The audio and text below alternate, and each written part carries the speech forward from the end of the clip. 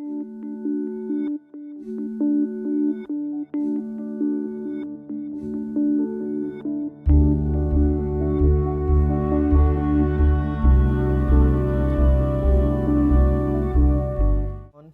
me, Kripas Khatiwala from pointzero. So हामीले चाहिँ अघिल्लो भिडियोमा चाहिँ डाइनामिक लिस्ट भ्यू बिल्डर्सबाट लिस्टहरू कसरी बनाउने भनेर हेरेको थियौँ है त. ओके, सो यहाँ चाहिँ नयाँ नयाँ भेरिएबल्सहरू बनाएर हैन, यहाँ तपाईँले भेरिएबल्सहरू बनाएर नि काम गर्न सक्नुहुन्छ. सो आज हामी त्यो कुरा गर्दैनौँ. आज हामी लिस्ट भ्यू बिल्डर्स जस्तै लिस्ट भ्यू सेपरेटर भन्ने अर्को एउटा विजेट छ. जस्तै एउटा सेपरेटर छ र लिस्ट भ्यू बिल्डर सेम. यसको ठुल्लै भने पनि हुन्छ, अलिकति मात्र फरक छ है त, धेरै कुरा के पनि फरक छैन. So okay, let's start. Okay, त्यसको लागि चाहिँ म एउटा हामीले पहिल्यैदेखि गरिने काम, एउटा फोल्डर बनाऊँ. फोल्डर जसको नाम हो list view SEPARATOR. Okay, separator stateless and 11 DYNAMIC dynamic list SEP. Okay, यति लेख्थ्यौँ, डाइनामिक लिस्ट सेप भनेर लेख्थ्यौँ. एन्ड ओके, यसलाई मैले हटाइदिएँ. यहाँ स्क्याफोल्ड राखेँ, सरी स्क्याफोल्ड राखेँ. ओके, एन्ड के गरेँ, मेनमा गएर क्लासको नेम पेस्ट गरिदिएँ अनि यसलाई इम्पोर्ट गरेँ. ओके, सो अब रन गरेपछि वाइट स्क्रिन आउँछ.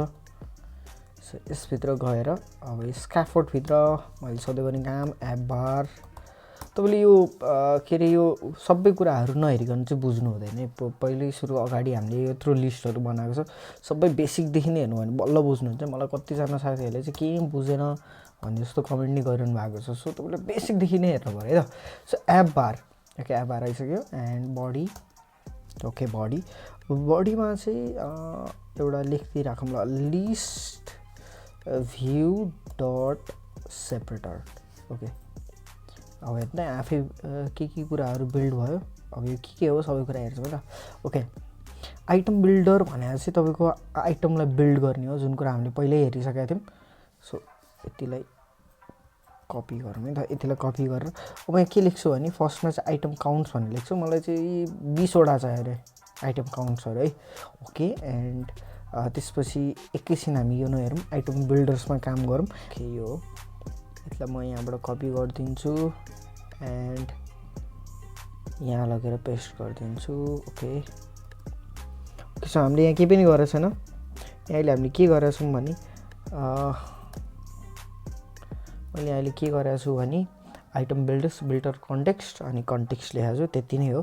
अनि यहाँ चाहिँ के लेखेको छु, INT इन्डेक्स लेखेको छु है त. यहाँ हामीले पहिला नै हेरिसक्यौँ. सो रिटर्न गरौँ, एउटा रिटर्नमा कार्ड भनेर दिउँ. ओके, जसको चाइल्डभित्र एउटा टेक्स्ट लेखौँ. के पहिला गरेकै काम हो, यस्तै हामीले गरिसकेका छौँ. टेक्स्टभित्र एउटा नेम भनेर राखौँ, नेम. ओके, रन गर्दाखेरि के आउँछ, ओके, यहाँ हिरो रहेको छ. यसलाई कमेन्ट गर्दाखेरि सेपरेटर्सले चाहिँ सेपरेटर्स बिल्डर चाहिँ लिन्छन् है. सो त्यही भएर यहाँ पनि एउटा के राखौँ भने सेपरेटर बिल्डर्सभित्र सेम यस्तै गरी. ओके, मैले कपी गरेँ एन्ड यहाँ लगेर पेस्ट गरिदिएँ, डन. ओके, अनि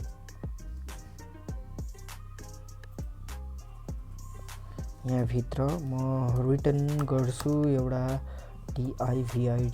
डिभाइडर. सो बुझ्नको लागि सजिलो हुन्छ. अनि यहाँ ओके, कमा, सरी.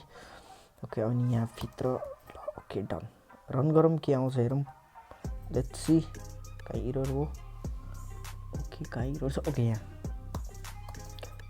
ओके, यहाँ अन्त के भन्न आयो, नेम भनेर आयो. अनि यहाँ सँगसँगै तपाईँले के देख्नु भने एउटा देख्नुभयो होला लाइन जस्तो, जसलाई हामी ड्रोयर भन्छौँ, सरी डिभाइडर भन्छौँ है. यो डिभाइडर भन्ने नयाँ विजेट हो. सो कार्ड, ओके, नेम आएको छ. नेम कतिवटा आएको छ भन्ने कुरा 20वटा आएको छ. तर यहाँ हामीले पहिला नि गरिसक्यौँ कसरी बुझ्ने, यो इन्डेक्स कसरी राख्ने भन्ने कुरामा चाहिँ तपाईँले नेमभित्र के गर्नु पऱ्यो, एउटा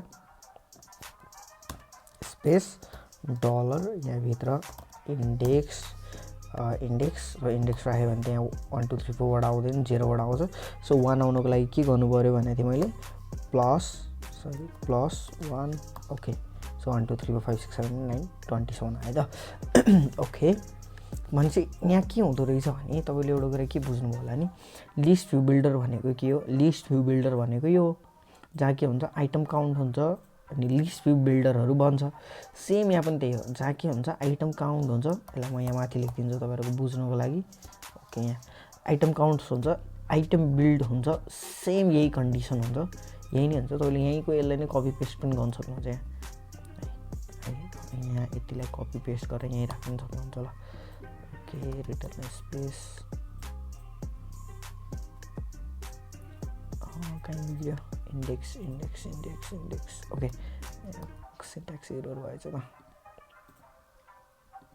ओके यहाँभित्र के गरौँ भने लिस्ट यतिलाई यहाँबाट कपी गरौँ एन्ड यहाँभित्र गएर ओके यहाँबाट पेस्ट गरिदिउँ डन यहाँ सेम थिएन हो नि हामीले अघिल्लो गरेकै काम हो तर यहाँ के मात्र फरक छ भने एउटा सेपरेटर बिल्डर्स भन्ने आएको छ जसले सेम आइटम बिल्डर्सकै काम गर्छ र यहाँ तपाईँहरूको लागि बुझ्नुको लागि चाहिँ मैले एउटा डिभाइडर राखेको छु सो डिभाइडरको थिक हल्का बढाइदिउँ 2 राखिदिउँ ओके यहाँ त देख्नु है सो यसको पनि तपाईँले हाइटहरू दिनु मिल्छ हाइटहरू 12 दिनु भने हाइट बढ्छ है यसको नि विड्थहरू दिन मिल्छ सरी यसको अर्कै प्रपर्टी छ होभर गरेर हेरौँ है त के छ भन्दाखेरि ओके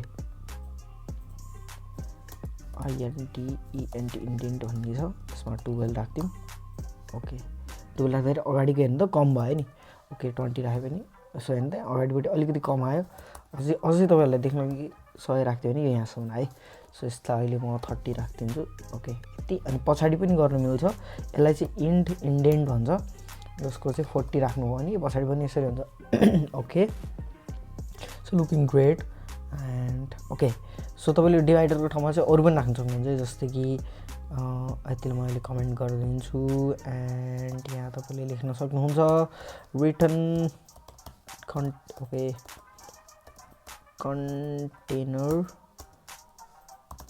कलर राखौँ अहिलेलाई कलर्स डट रेड जसको हाइट छ 12 ओके ओके त्यसलाई रन गरौँ सो यहाँ बिचमा के आएको छ यो भित्र होइन यो बिचमा आएको है त यो एउटा कन्टेनर बिचमा आएको छ सो यसरी पनि राख्न सक्नुहुन्छ अथवा हाइट बढाइदिनु पनि सक्नुहुन्छ यसरी ओके यहाँ त ग्यापमा कन्टेनर आयो सो यसरी कुनै पनि विजेटभित्र यसरी अथवा कुनै पनि लिस्टभित्र अर्को कुनै पनि लिस्टलाई फेच गर्नु छ भने यसरी काम गर्न सकिन्छ है त ओके सो आज हामीले लिस्ट भ्यू सेपरेटर्स बुझ्यौँ यतिलाई चाहिँ म हटाइदिन्छु डिभाइडरै राखिदिन्छु ओके सो यो अलिकति राम्रो देखिन्छ सो यहाँ केही पनि फरक छैन यहाँ जस्ट सेपरेटर्स बिल्डर्स भन्ने फरक छ सो यति नै हामी अर्को भिडियोमा चाहिँ अब स्ट्याक भन्ने अर्को एउटा विजेट छ त्यसको बारेमा कुरा गर्नेछौँ अनि त्यसपछि चाहिँ हामी बेसिक कुराहरू लगभग मेन कुराहरू सकिसक्यो अब हामी